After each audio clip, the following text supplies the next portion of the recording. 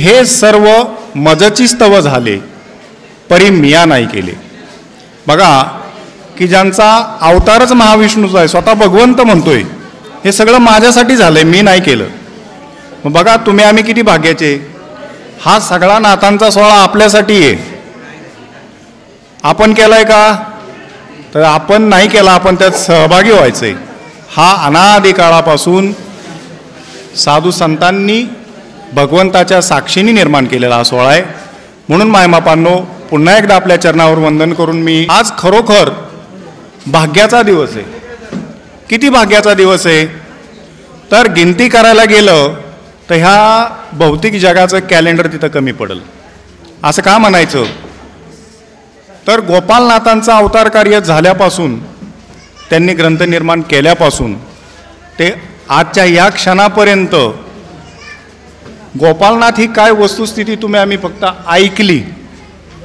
काय केली? तुम्ही आम्ही फक्त ऐकली आणि मूर्तिरूपात पाहिली. शिकागो परिषदेमध्ये स्वामी विवेकानंदांनी रामकृष्ण परमहंसांच्या कृपेने एक घोषणा केली होती. काय घोषणा केली होती? की धर्माच्या पाठीशी असणारा अनुभव, जमलेल्या सकल अनुयायींपैकी धर्माच्या पाठीशी असणारा जो अनुभव आहे, डोळे दिपून सोडणारा, जर कुणी मला आणून दिला तर मी त्याची सेवा करीन. किती आव्हानात्मक वाक्य होतं. कुठल्याही धर्माचा असू द्या, पण त्यांनी धर्माचा अनुभव आणून दिला पाहिजे. आजचा दिवस भाग्याचा आहे मायबापांनो, की तुम्हाला तुमच्या महद भाग्याने गोपालनाथ काय आहे याचा प्रत्यक्ष अनुभव आणून देण्याचा आज दिवस आहे. तुम्ही म्हणाला असं कसं? एवढी वर्ष आम्ही सेवा करतोय, आम्हाला काय अनुभव नाही का? शास्त्रांनी आणि संतांनी ज्या अनुभवाचा विषय काढला त्या अनुभवाविषयीच आता आपल्याला बोलायचं आहे. का असा विषय घ्यायचा? तर नाथांनी जो वेदांत शिरोमणी ग्रंथ लिहिला तर तो जवळपास माझ्या ऐकण्यात आलं आहे की 200 ते 250 वर्ष समाजाच्या हातात नव्हता. समाजाच्या म्हणजे वाचक वर्ग किंवा साधना मार्गात साधन करत असणाऱ्या साधकाच्या हाती तो लाभलेला नव्हता. आणि तो ग्रंथ 250 वर्षानंतरून प्रकाशित झाला तरी सुद्धा त्या ग्रंथातलं रहस्य म्हणजे नाथांचं प्रत्यक्ष स्वरूप किंवा नाथांनी त्यात ओतलेलं जे दिव्य ज्ञान आहे ते अजूनही कुणाच्या अनुभवात नाही. म्हणून आजही म्हणजे ह्या क्षणाच्या अगोदरचे जो काळ आहे की नाथांनी समाधी घेतल्याच्या पश्चात ते आजच्या या क्षणापर्यंत नाथांचा प्रत्यक्ष अनुभव की जो शास्त्रांनी सांगितला आहे, त्यांच्या माझ्या नाही, नाथांनीच त्यांच्या शास्त्रामध्ये त्यांच्या स्वरूपाचा जो अनुभव सांगितला तर तो स्वरूपाचा अनुभव त्या ग्रंथासोबतच दडून राहिला होता. आणि आज तुमच्याच महदभाग्याने तो उघड होत आहे. कृपया या अमृताचं प्राशन करा. मी आज तुमच्या चरणावर विनंती करतो. कारण तुम्ही म्हणाल आम्ही एवढे आयुष्यभर सेवा केली, आम्हाला अजून काय कळालं नाही. महाराज तुम्हाला मायबापांनो, आपण आता का नाथांनाच प्रश्न विचारू की माऊली तुम्ही अवतार घेतला, आमच्या भोसलेवाडीत आला आणि एवढा मोठा ग्रंथ केला, पण आमच्या तो काय उपयोगाचा किंवा आम्हाला त्याचा काय जीवनामध्ये उपयोग करता येईल? ज्यावेळेस मी माझ्या नाथांच्या कृपेने ह्या ग्रंथामध्ये डोकं घातलं त्यावेळेस माझ्या लक्षात आलं की खरोखर माणसाला जर कशाची गरज आहे तर ह्याच ग्रंथाची गरज आहे. ही नाथांनी त्या काळी जाणली. बघा तुम्ही म्हणाल की आता नाथ योगी पुरुष आहे, आम्ही तर पडलो संसारी, नाथांचं ज्ञान आम्हाला कसं कामाला येईल, नाही का? त्यांच्या आशीर्वादाचं आम्ही धन्य आहे. तर ही पहिलं डोक्यातलं खूळ काढून टाकायचं.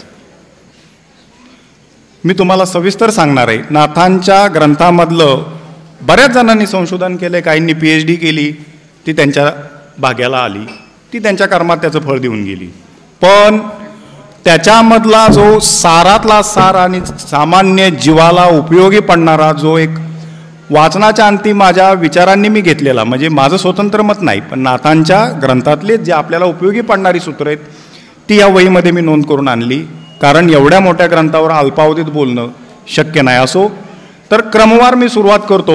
जर काही चुकलं तर मला सूचना करा, मी त्याच्यात दुरुस्ती करून मी तुम्हाला ते स्पष्ट करण्याचा प्रयत्न करील. पण आज खरोखर नाथांच्याच कृपेने हा जयद्रथ आणि हा सूर्य ह्या ग्रंथाच्या बाबतीत तुमच्यापुढं उशक्काला आलेला आहे, ही आज नाथांची इच्छा आहे.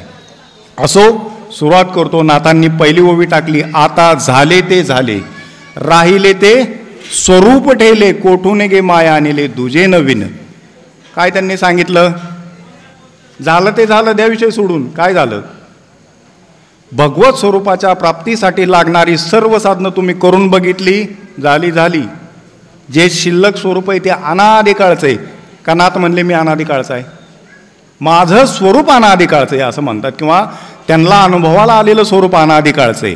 ते कुठून आणलेलं नाही आणि कुठं जातही नाही. ज्या अर्थी त्यांना अनुभव आला त्या अर्थी सगळ्यांनाच यायला पाहिजे. आपण वैचारिक बुद्धीनी आणि तत्विक बुद्धीने याचा विचार करायचा आहे. काहीतरी उगाचच अज्ञानासारखं आणि बोळसाट मताचं आपल्याला नको आहे. काय? संतांची परंपरा बघा कशी आहे, की संतांच्या परंपरा ह्या गुरुशिष्य परंपरा आहेत आणि गुरुशिष्य परंपरेशिवाय कुठलंही अवतार कार्य ह्या मृत्यूलोकात उदयास आलेलं नाही. अगदी भगवान श्रीकृष्ण सुद्धा, प्रभू रामचंद्र सुद्धा, नवे रामचंद्रांचा ते असतानाच अजून एक अवतार होता, तो म्हणजे परशुराम. तो अवतार सुद्धा बिगर गुरुचा आला नाही. ते तर सोडाच, स्वयंभू ज्ञानी असणारे सुद्धा बिगर गुरुचे राहिले नाहीत. पण नाथांना काही गुरुपरंपरा आहे का? नाहीच. आहे ना, आम्ही अभ्यासली तर ती परंपरा कुठली? तर एकनाथ महाराजांच्या परंपरेतले 8वे महापुरुष, त्यांच्याकडून नाथांना हे बीज मिळालं. काय मिळालं?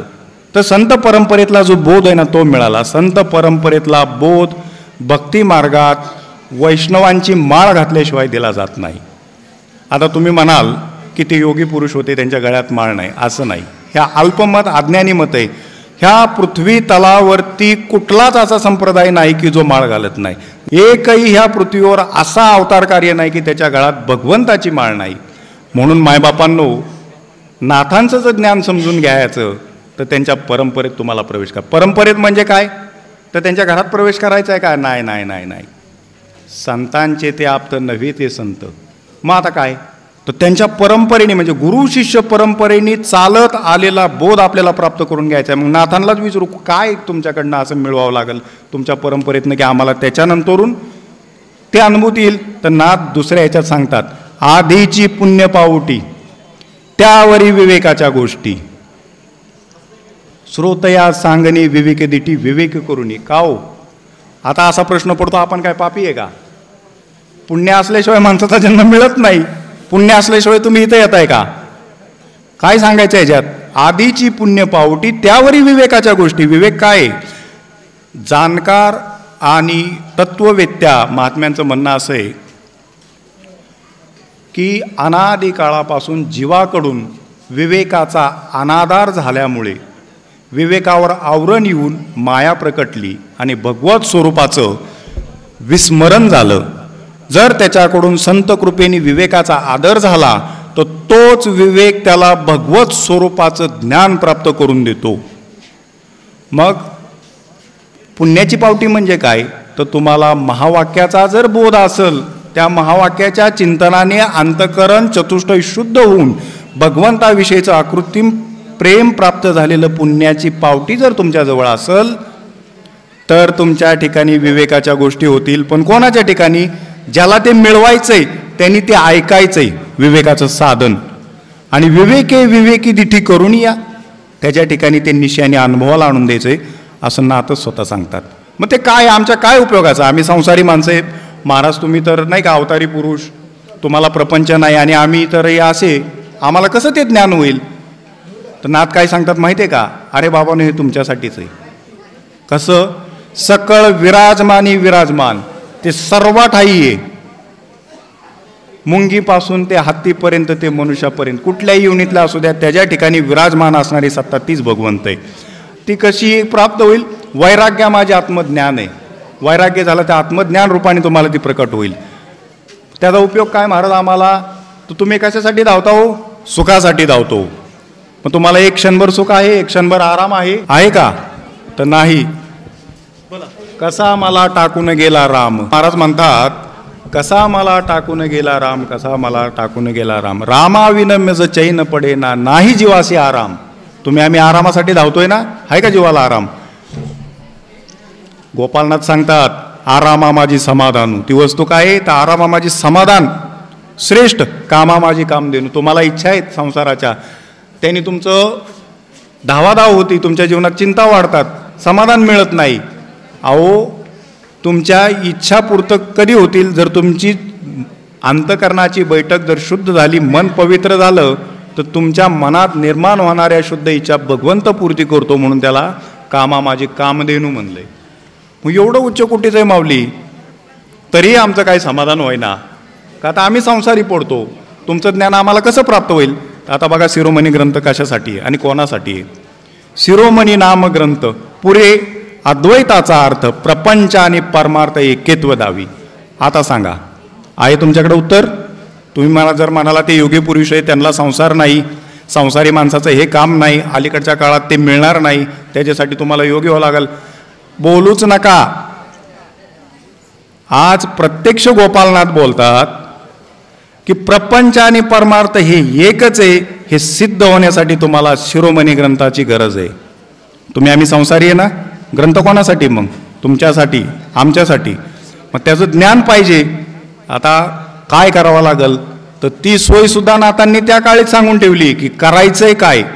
मी माझ्या मताचं काय सांगणार नाही, पण त्यांनी दिलेल्या काय अर्क गोष्टीत मी तुमच्यासाठी घेऊन आलोय. चित्त देऊनी करा श्रवण, ऐका म्हणलंय त्यांनी. मग आता गोपालनाथ आहे का तुम्हाला सांगायला? ग्रंथ ऐकता येतो का? एखाद्याने सांगितलं तर ऐकता येतो, आपण जर डायरेक्ट गेलो तो वाचता येतो. पण ह्याचं लक्ष द्या, चित्त देऊनी करा श्रवण, बद्ध होय मोक्ष परायण, अद्वैत एकता श्रवण श्रोतयाई. ही काय वस्तू आहे की ती ऐकल्यानंतरून त्याला मोक्ष प्राप्त होतो आणि तो अद्वैत ज्ञानाला पात्र ठरतो. ती काय वस्तू आहे? ती कोणाकडे मिळेल? आपण त्यांनाच प्रश्न विचारू. तर तेच उत्तर देतात, उघडे करोनी कान, बहिरं होऊ नका, कुणाच्या भूलतापांना बळी पडू नका. मी सांगतोय तुम्हाला, उघडे करोनी कान, मागील साधोने अनुसंधान. आता काय कराल? मागील अनुसंधान साधायचं म्हणजे कुठलं? अहो, तुम्ही आता जन्माला आला नाही, अनादिकाळचे आहात. तुम्ही आत्मस्वरूप आहात, ब्रह्मस्वरूप आहात. पण ते ज्ञान तुम्हाला विसर पडला ना.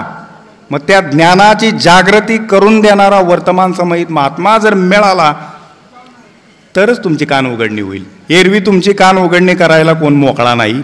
नीट ऐका परत, उघडे करुणी कान, मागील साधोनी अनुसंधान, योगाधिपती विराजमान बोलीला जे. ह्या वाक्यातच सगळी गंमत आहे.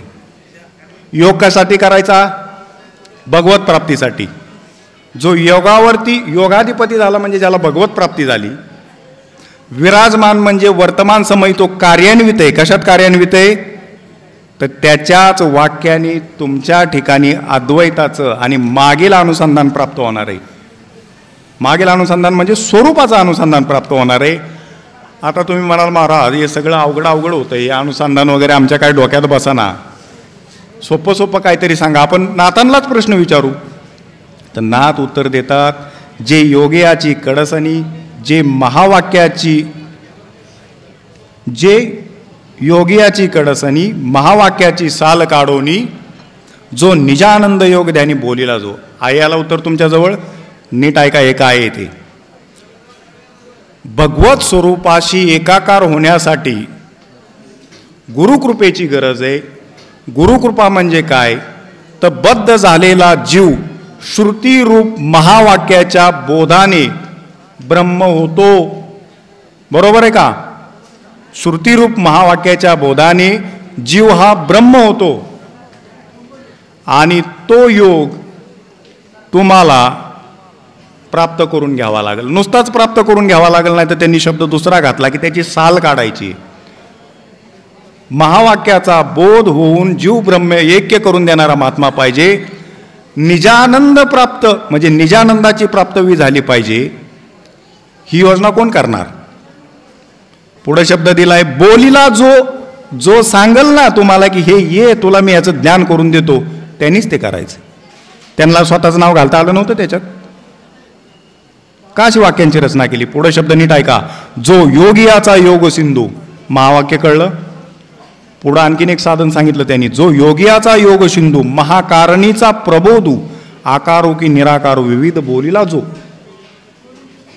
महावाक्याचा बोध अंतकरण शुद्धी, प्रबोध परेच्या पलीकडचं परब्रह्म तत्व ती मे आहे ह्या निर्गुण निराकार असणाऱ्या स्वरूपाचा प्रत्यक्ष अनुभव घेणं, या वाक्यावर यावं लागेल ना. मग ही दोन साधनं देणारा कोणतरी पाहिजे. मग तो कोण आहे असा प्रश्न आपण नातांनाच विचारून. आता आज हे ग्रंथ तुमचा असा असं सांगतोय, अशी दोन महावाक्य ह्याच्यात वर्णन आलेलं आहे. एका महावाक्याचं कार्य काय आहे तर ते श्रुतिरूप महावाक्य आहे. जीवाचं ब्रह्म करते, जीव ब्रह्म ऐक्य झालेल्याच्या ठिकाणी विवेकाची पेरणी करून मी भगवत स्वरूप आहे त्याच्या शिवस्वरूपाचा त्याला विसर पडून भक्तिप्रेमात त्याची वृत्ती राहते अशी वस्तुस्थिती करून देणारा कोण भेटल का. आता ते गेलं तर तेच सांगतात निराकार जयाच्या हातात. कोणाच्या हातात निराकार आहे सांगा. इथं बसलेल्यापैकी कोण मला निराकाराचा बोध करून देऊ शकतो का. शब्द काय वापरलाय, निराकार जयाचे या हाता. आव्हानात्मक शब्द आहेत माऊलींचे, माझे नाहीत. कोणाच्या हातात निराकाराची सत्ता आहे. आकार जयाचे या पाहता. सगळ्यात मोठी गंमत आहे आता इथं की तुम्ही जर पाहायला गेला तर तो माणूस तुम्हाला आकारात दिसल, म्हणजे सजीव दिसल, पण त्याच्या हातामध्ये निर्गुणाची सत्ता आहे, निराकाराची सत्ता आहे की तो त्याच्या सत्तेने तुम्हाला निराकाराचा बोध करून देईल, तुम्हाला तुमच्या देहाचा विसर पाडून देईल. तुम्ही म्हणाल महाराज याला प्रमाण काय, बाकीच्या संतांनी काय याच्यावर विषय काढला का नाही. तुकाराम महाराज सांगतात देह नव्हे मी हे सरे उरला उरी विठ्ठल. का रे बाबा मी देह नाही मग मी कोण आहे. देहाचा विसर पाडायचा तर निराकाराचं ज्ञान व्हावं लागलं. ब्रह्म निर्गुण निराकार आहे. मग कोणाच्या हातात आहे. तुम्ही म्हणाल नाथबाबांच्या हातात आहे. व्हा त्यांचे शिष्य, करा त्यांना गुरु. आहेत का ते आता तुमच्यावर कृपा करायला. ते तुमच्यावर कृपा करायला तत्वस्वरूपाने येत. तुम्हाला तत्वस्वरूपाचा आधी ज्ञान करून घ्यावा लागल. बघा त्यांनाच आपण प्रश्न करू, असा गुरु कसा प्राप्त होईल तर श्रोतया वदे सवचित्ता श्रवणा काज. अशा वाक्याकडेच तुम्हाला ऐकायला जावं लागेल आणि ते दोन्ही तत्व तुम्हाला श्रवणाच्या माध्यमातून घ्यावी लागतील. कुठली एक महावाक्य, श्रुतिरूप महावाक्य म्हणलंय त्याला, म्हणजे अनुग्रह, भगवंताविषयी अकृत्रिम प्रेम निर्माण होणं, अंतकरण शुद्धी होणं. का हो तुम्ही रानात जी पेरणी करता ती सगळं गचपान वाढल्यावर करता का सगळं गचपान काढून करता. काय प्रकार काय तुमच्याकडं. मशागत करता, गवत वाढलेलं काढता, व्यवस्थित वापसा आल्यावर करता का डायरेक्ट पेरता. काय प्रकार काय शेतकरी तुम्ही. हो म्हणजे तुम्हाला सगळी स्वच्छ जमीन लागते म्हणायचं असं नाही चालत का. एखादी मिसळून टाका काय होते डबल. नाही जमत होय. परमार्थात बी जमत नाही देवा. काय अंतकरण शुद्धी झाल्याशिवाय विवेकाचं साधनच दिलं जात नाही. म्हणून त्यांनी तशा योजना केलेल्या आहेत आणि ह्या श्रवणाच्या माध्यमातून आहेत. मग ऐकायचं आहे काय ह्याच्यातच आमचा जन्म गेला आणि ह्या ओवीतच त्यांनी नवविध भक्तीची रचना मांडली आहे. नवविध भक्तीची सुरुवात कशातून मावली. पहिली पायरी श्रवण. काय ऐकायचं. समर्थ रामदास स्वामी सांगतात ज्यांनी सांगता ऐकता जन्म गेला परिवाद विवाद तैसा चिठेला. ह्यानी एक सांगितलं की त्यांनी एक सांगायचं, त्यांनी एक सांगितलं की त्यांनी एक सांगायचं. ऐकायचं कुणाचं. अहो ते ऐकायचंच नाहीये. ऐकायचंय काय ज्यांनी तुम्हाला निराकाराचा बोध होईल असं तत्व ऐकायचंय. मग आता ते कुठं मिळेल. विचारवर नाथांना नाथ माऊली काय प्रकार काय आमच्या डोक्याच्या आता चिंधड्या झाल्या. एवढ्या वर्षात हा योग आलाय आज तुम्हाला ऐकावंच लागेल. नाथांची इच्छा आहे माझी नाही. म्हणून एवढं सगळं आतर्के जे अवीटवासी नेमिल्या न वसे जासी ते वसे सद्गुरुपासी अनेमगा. त्यांनी स्वतःचं नाव वापरलं का की जे आतर्के जे असं तसं आहे ते माझ्याजवळ म्हणले का. गुरुजवळ म्हणले. मग गुरु काय अनादि परंपरेने चालत आलेलं परब्रह्म तत्व आहे. ते ज्याच्याकडे तो गुरु तो कार्यान्वित असावा. मग ते तत्व कसं आहे आतर्के. अहो त्याचा विचार केला तुम्ही आयुष्यभर जरी ग्रंथाचा विचार केला तरी तुम्हाला मिळणार नाही. नातच सांगतात कळणारच नाही. जा आणि नियमाने जर तुम्ही शोधायला गेला तर तुला ते पावणारच नाही. नेमिल्या न पावे जासी. मग आता कसं करू माऊली तुम्हीच सांगा. ते वसे सद्गुरु पासी आणि मगा. ते त्याच्याजवळ तू त्याच्याकडे जा. बरं माऊली कोणाकडे जाओ. ब्रह्म निराकार निश्चल ते देणे सद्गुरूचे आकळ सद्गुरु कृपेने निखळ कळे जासी. ज्याला ज्याच्या गुरुकडून कळालंय तू त्याच्याकडे जा. आता कसं काय शब्द कसा वापरला. ज्या अशाकडे जा की ज्याला त्याच्या गुरुकडून हे कळालेलं आहे. म्हणजे परंपरा सांगितली ना. गुरु शिष्याच्या परंपरेत जा. असा गुरु शोध की त्याला त्याच्या गुरुकडून ते पूर्ण ज्ञान झालंय. अजून स्पष्ट शब्द आहेत पुढं काय तर ब्रह्म निराकार निश्चल ते देणे सद्गुरूचे आकळ, सद्गुरू कृपेने निखळ कळे ज्यासी. ज्याला सद्गुरू कृपेने हे ब्रह्म कळालंय, अनुभवाला आलंय, बाबा तू त्याच्याकडे जा. मायबापांनो, किती मोठी नाथांची तुमच्यावर कृपा आहे. तुम्हाला एवढं उघड सांगितलं, ज्ञानेश्वरीत सुद्धा एवढं उघड सांगितलं नाही कुठं जाऊ. अर्जुन विनवण्या करतोय, भगवंता मला ते कळना, भगवंता मला कळ. भगवंत म्हणते अरे मी सदा सदैव प्रकट आहे, बघ माझ्याकडं. तर अर्जुन म्हणतोय देवा तू मनोहर दृश्य दाखवतो, ते आंधळ्या पुढं दाखवतो, मधुर गीत गातो, ते बहिऱ्या पुढं गातो, हे कळायसारखं कसं कळणार देवा, त्याच्यासाठी काहीतरी दे. अरे अरे म्हणले मी तुला ज्ञानदृष्टी द्यायला विसरलो. हा थांब, तुझ्या ज्ञानचक्षूंचं उन्मिलन करतो, मग तुला माझं स्वरूप कळल. काय? सद्गुरु कृपेने निखळ कळे ज्यासी. कोणाचं नाव घेतलं का त्याच्यात त्यांनी? म्हणजे ज्यासी या शब्दाचा अर्थ असा आहे, संत तत्व हे सदा वर्तमान आहे, त्याला नाश नाही. तुम्ही आम्ही प्रपंचामध्ये नाही पोरगा झाला तर दुसरी बायको करतो, नाही झाला तर तिसरी करतो. आम्ही नाही केली, पण मागच्या पिढ्यात आपल्याला इतिहास माहिती आहे. साधारण 30-40 वर्षापूर्वीचा काळ. माणूस करायचा का नाही 4-4 बायका? कशासाठी? वंशाला देवा नको का? हो, एवढी सगळी इस्टेट कामावली, वंशाला कोण नाही कोणाची विधन करायची का? त्याला कोण सांभाळायला नको का? संतांनी एवढं अमूल्य तत्वज्ञान भगवंताच्या अवतार कार्याच्या अगोदर कमावले, त्याला सांभाळ करायला ते काय त्यांचा वंशज ठेवणार नाहीत का? त्यांचा वंशज तसा नाही त्यांच्या पोटाला जन्मलेला. त्यांचा वंशज कसा असतो माहिती आहे का? त्यांना सरेंडर झालेला त्यांचा शिष्य त्याच्यावर कृपा करून गुरुच त्याच्या देहातून कार्य करतो. याचं प्रमाण काय सांगू? एकनाथ महाराजांचे शिष्य गावबा. सारखंच गोड खायला लागतं गरीब घरातला. आईने म्हणलं ह्या मुडद्याला रोज कुठनं पोळ्या आणू, माझी आयपत दोन्ही भांडी केल्याशिवाय तुकडा मिळाना. ह्याला याला कुणाच्या मड्यावल्या पोळ्या आणू. नाथबाबांकडे गेली विनंती, एवढं पोरगं माझं तुमच्या पदरी घ्या, एवढं लेकरू माझं पदरी घ्या. ह्याला रोजच गोड खायला लागतं आणि तुमच्याकडे देवाला पुरणपोळीचा नैवेद्य असतो. बघा कशासाठी गेला, काय काम केलं? देवपूजा करायची लागणारी जी काही वस्तू साधनं आहेत, फुलं आणून देणं, सडा मार्जन करणं, मदत करणं. ज्यावेळेस भावार्थ रामायण लिहित असताना नाथांना जाणीव झाली की आपलं अवतार कार्य पूर्ण होतंय आणि आपल्याला आता जावं लागणार, असं ज्यावेळेस त्यांना अंतर्यामी जाणवलं, त्यावेळेस त्यांनी सगळ्या शिष्यांना बोलवलं. मी काय सांगतोय तर संतांची परंपरा कशी हे मी सांगतोय, वंश परंपरा नाही, गुरु शिष्य परंपरा सांगतोय. सगळ्या शिष्यांना बोलवलं. हरिपंडितही तिथं होता आणि म्हणले माझे राहिलेलं भावार्थ रामायण उर्वरित कार्य कोण पूर्ण करणार? ज्याला त्याला अहंकाराने वाटलं माझं नाव घ्यावं आणि मला सांगावं की अरे आमका आहे, त्यांनी माझं काम पुढचं करील. अहो संत असतो तो, काय तुमच्या आमच्यासारखा वेडा नसतो. तर बाकीच्यांनी म्हणले हाय की तुमचा गाव का सारखा तुमच्या पुढं करतो, करील की तो. त्यांनी कसे म्हणले? कुचेष्टेनी म्हणले, हे येडे ह्याच्याने काय होणार, पण देऊ त्याला रिटून, आपलं तर नाव घेत्याल. म्हणले का रे गावबा करशील का? नाथ महाराज म्हणले करशील का? गावबा काय म्हणला? महाराज तुमची कृपा असेल तर काय होणार नाही, हे सगळं तुमच्या कृपेने चाललंय. वरदहस्त मस्तकावर ठेवला गावबाच्या. आजपर्यंत कोण अवलाद जन्माला आली नाही त्या भावार्थ रामायणातलं. एकनाथ महाराजांनी कुठलं लिहिलंय ना गावबाने कुठलं लिहिलंय? कळलं का? गुरु शिष्य परंपरा म्हणजे शिष्याच्या देहातून गुरुच कार्य करतो. परंपरा काय काळ्या पाण्यावर गेल्यात काय? अहो अनादिकाळच्या परंपरेत नामनवरायांनी त्याला अकल्पाविषय मागितल्या. अकल्पाविषय व्हावे तया कुळा माझिया सकळा. रोज आमचं आयुष्य गेली त्या प्रमाणात ऐकण्यात म्हणणारी आम्हाला कळण्यासाठी म्हणतात. त्यांना काय हौस नसते आपल्याला कोणीतरी पुरस्कार द्यावा म्हणून म्हणायचं. समाजाला कळलं पाहिजे ना. मग ह्या परंपरा शोधायची आणि डोळसपणे कशी प्राप्त करून घ्यायची याची सुद्धा योजना नाथांनीच तुम्हाला सांगितली. तुम्ही किती भाग्याचे. बघा आता सांगती ते ऐकावे. त्यांनी सांगितलं अरे जे सांगतोय तेच ऐक, डोकं नको चालू, आपणची ते व्हावे. आता काय करायचं? ह्या ग्रंथात मी जे सांगितलंय ना तेच हो. कसं हो? जे नक्कळे तेचे अनुभवावे जाणणे विन. आता लयच अवघड सांगितलं.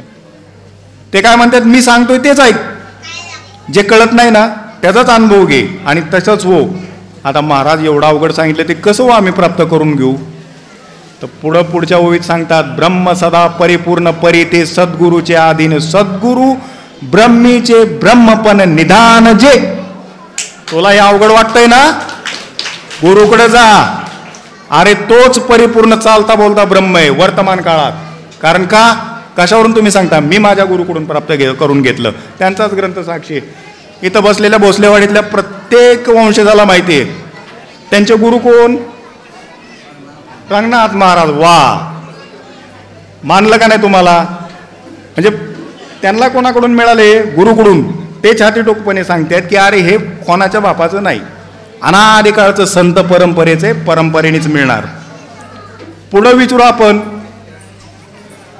की अजून काय बाबा, आम्हाला अजून थोडं सोपं करून सांगा. मी स्फुरन ऐसे न स्फुरे, समूळी जाणीव जेथे विरे, मग माया काय बावरे केवी. अशी जो क्रिया करून देईल की तुमच्यातला मी बाजूला सरल, सगळी जाणीव संपवून टाकल, म्हणजे तुम्हाला विधेय अवस्थेला नाही. असा महात्मा जर जीवनात आला, गुरु जर तुम्ही केला, तर नाथ हा तुमच्यासाठी सदैव इथं बसलेला आहे आणि त्यांनी ग्रंथ संपदेत पूर्णपणे अमृतच ओतलंय. खरोखर आज कितवं वर्ष आहे होय मला सांगा तुम्ही जरा.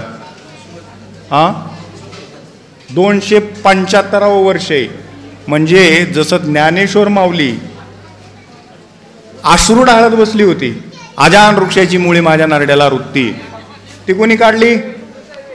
एकनाथ महाराजांनी काढली. 250 वर्ष हे अज्ञान त्यांच्या गळ्याला रुजतंय. 250 वर्ष ग्रंथ तुमच्या पुढं नाही.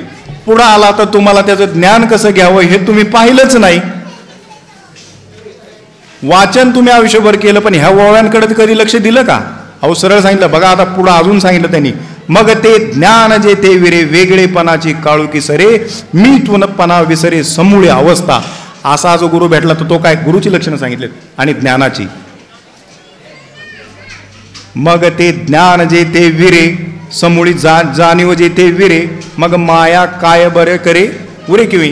याचा अर्थ काय माहिती आहे का? ऐका आता शांत चित्ताने ऐका. हे काय आहे?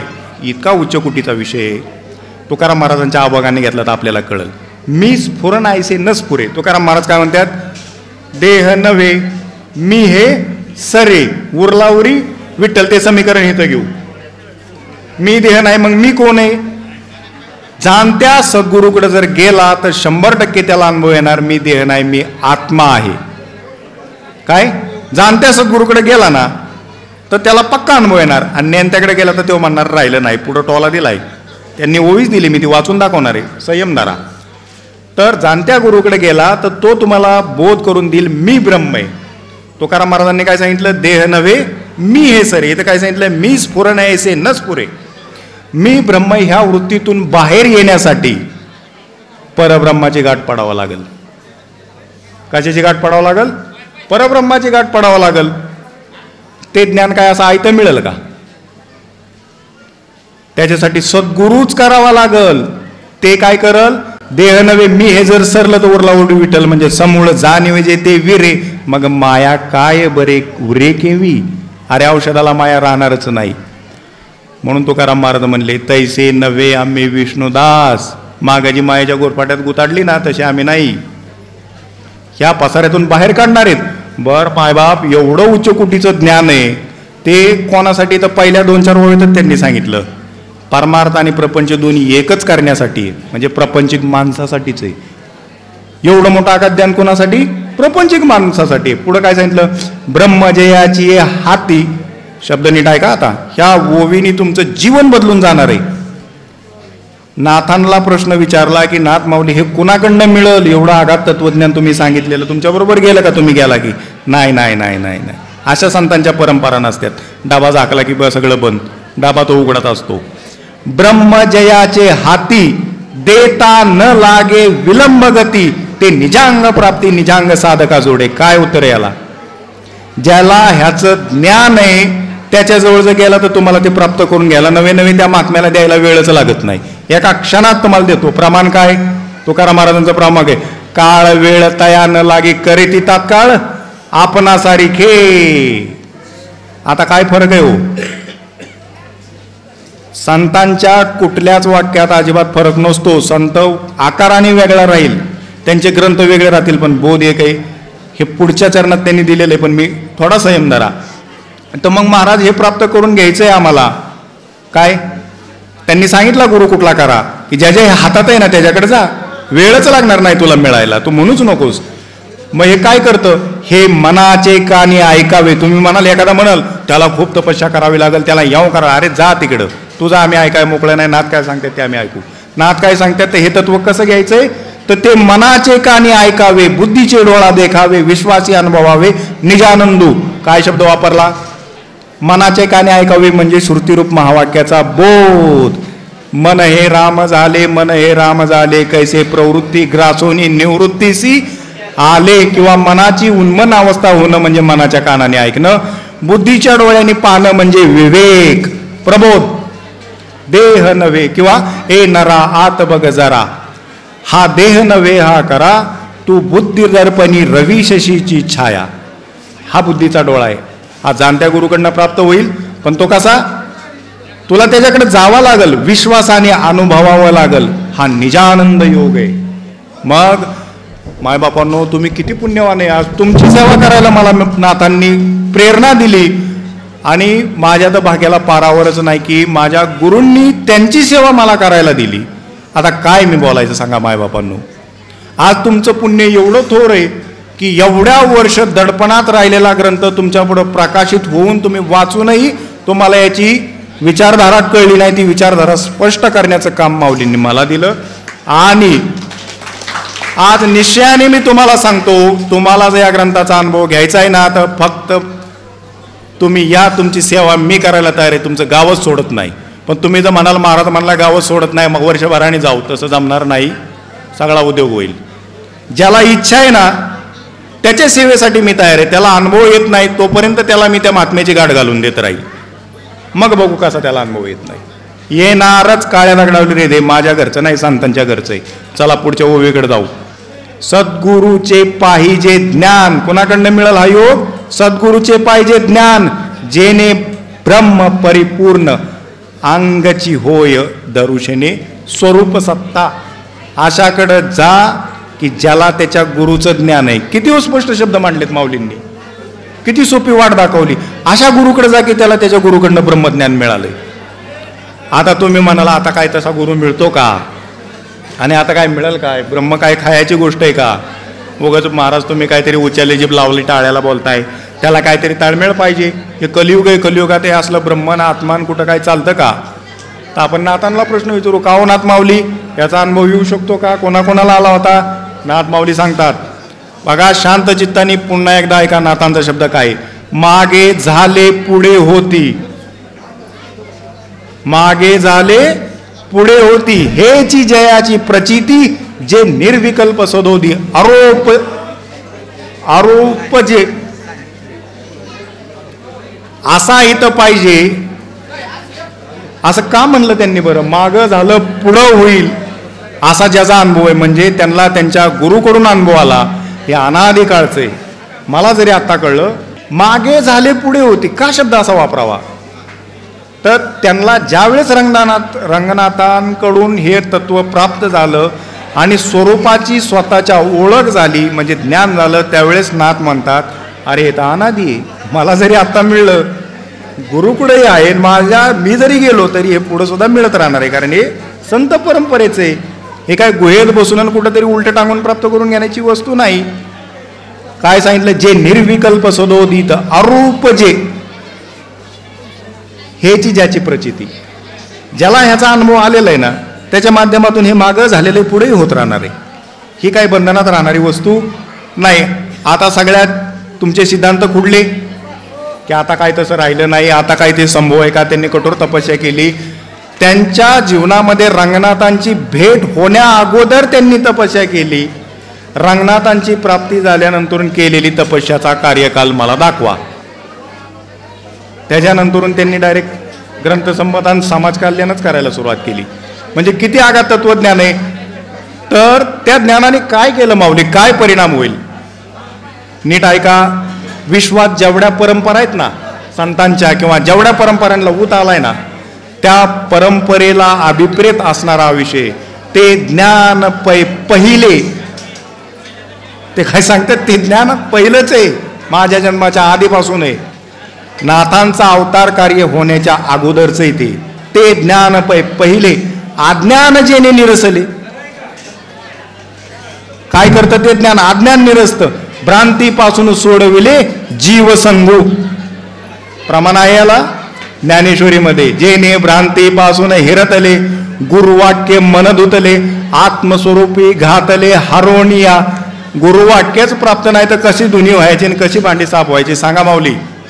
ह्या ज्या आपल्या प्रसादाचं एवढी मोठी कढई या प्रसादाला वापरती, दरवर्षी वापरता का नाही?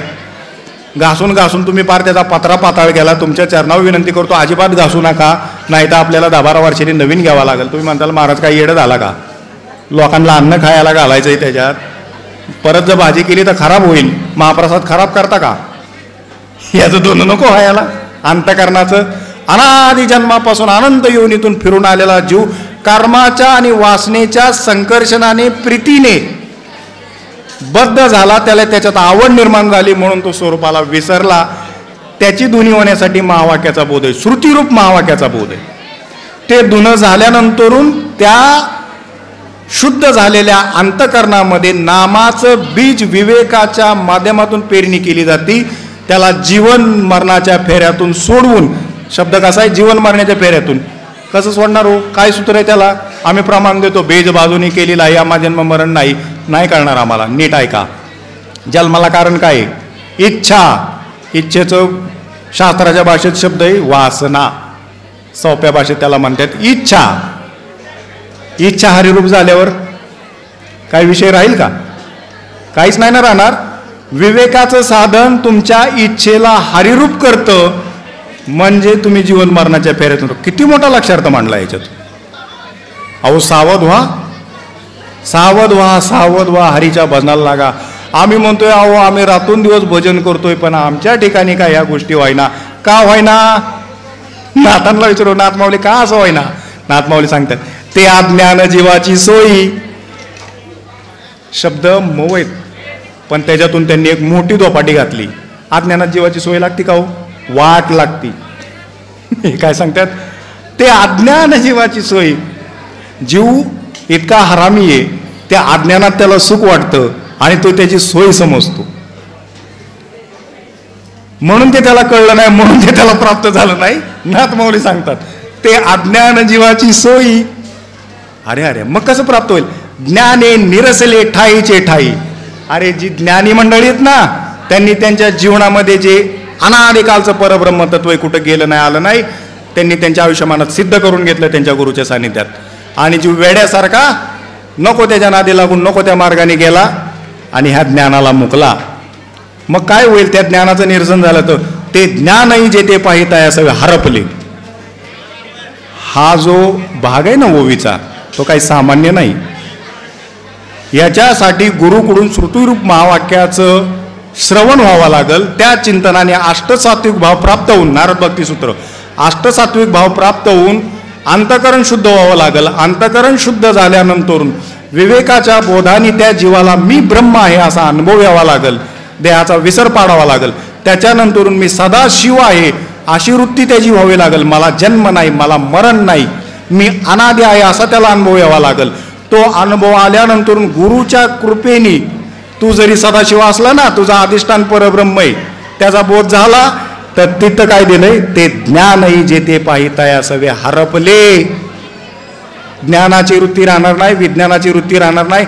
भक्ती प्रेम मी आणि भगवंत वेगळा नाही, मी आणि नाथ वेगळाच नाही, अशा अनुभवावर तुम्ही येऊन पोचाल.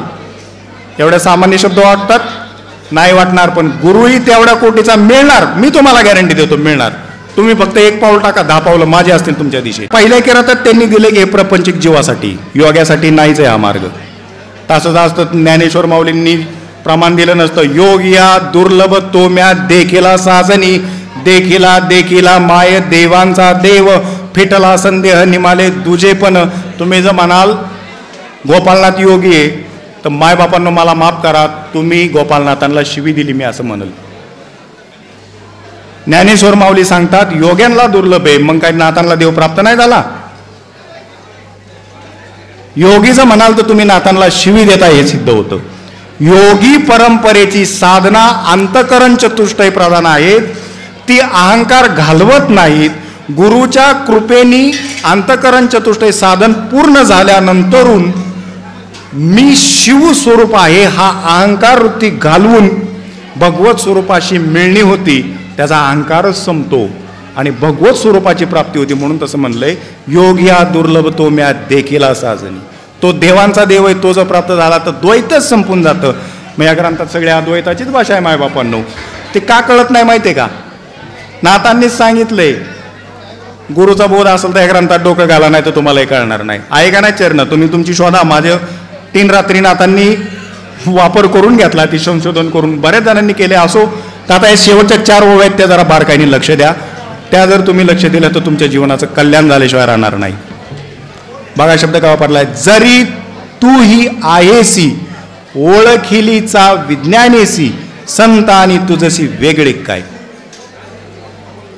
काय यातनं घेणार आहे?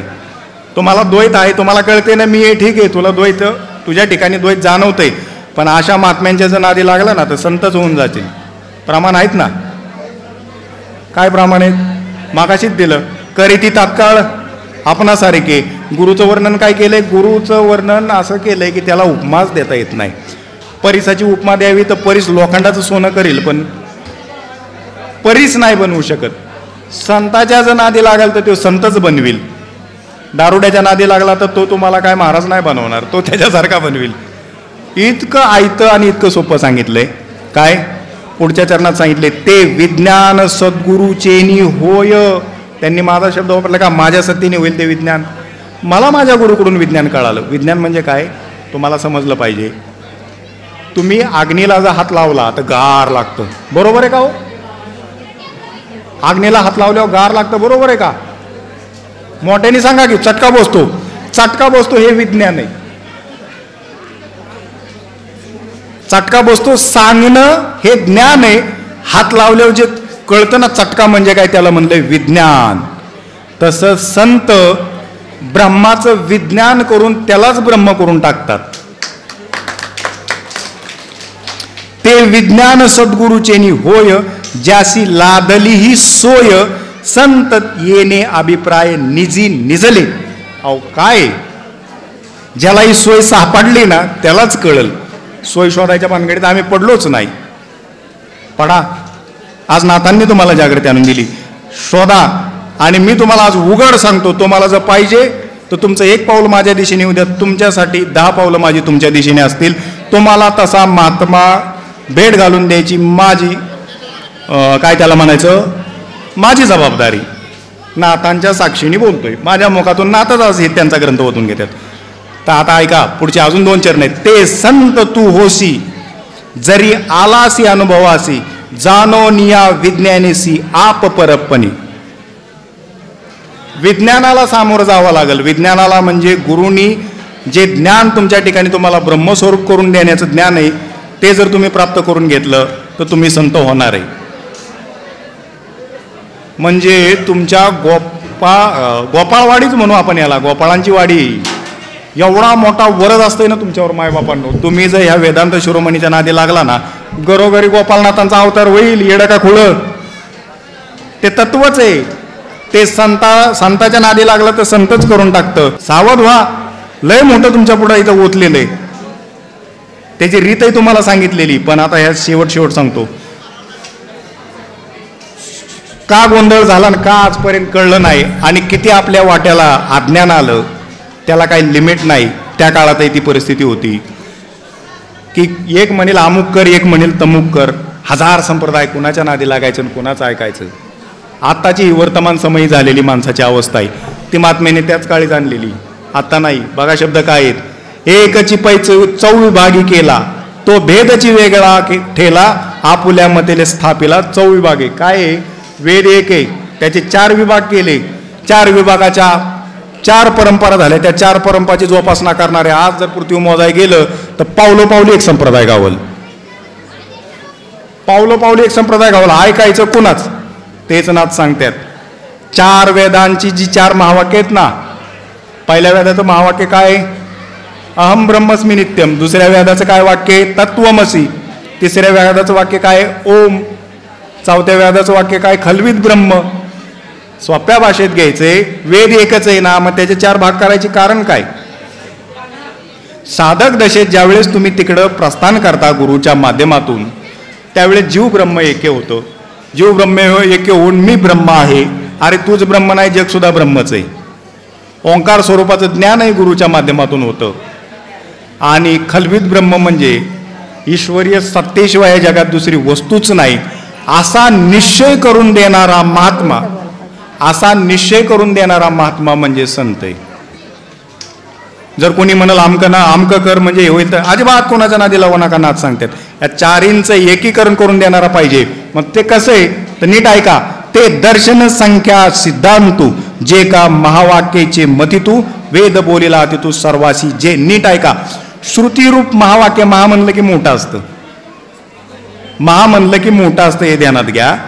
महावाक्याच्या बोधाने अंतकरण शुद्धी होऊन, अंतकरण शुद्धी होऊन म्हणजे दर्शन आणि संख्याशास्त्र. दर्शन काय करील?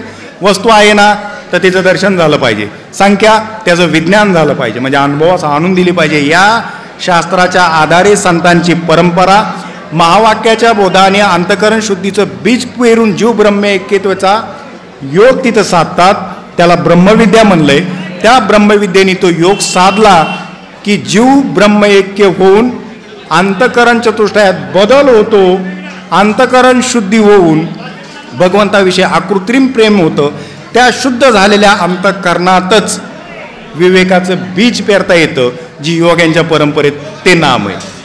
पण इथं त्यांनी नियम सांगितला की संख्याशास्त्र आणि दर्शनशास्त्राचा सिद्धांत आहे की संत परंपरेमध्ये अंतकरण शुद्धीचं नाम म्हणजे महावाक्याचं बीज ते देऊन गोपिकांप्रमाणे अष्टसात्विक भाव होणारी अवस्था जर प्राप्त झाली तर तिथं नामाचं बीज पेरायचंय, तर त्याला तो बोध कळल. परत त्यांना प्रश्न विचारू की काय?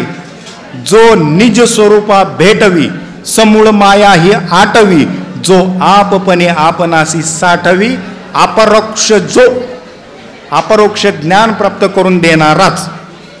म्हणून मायबापांनो, ह्या वेदांत शिरोमणी ग्रंथामध्ये विश्वात जेवढ्या परंपरा निर्माण झाल्या त्या निघाल्यात कुठं? भगवंताकडं. भगवंताकडं जायचं तर ज्ञानाची गरज आहे आणि ज्ञानाचा परिपाक या ग्रंथामध्ये मांडलाय.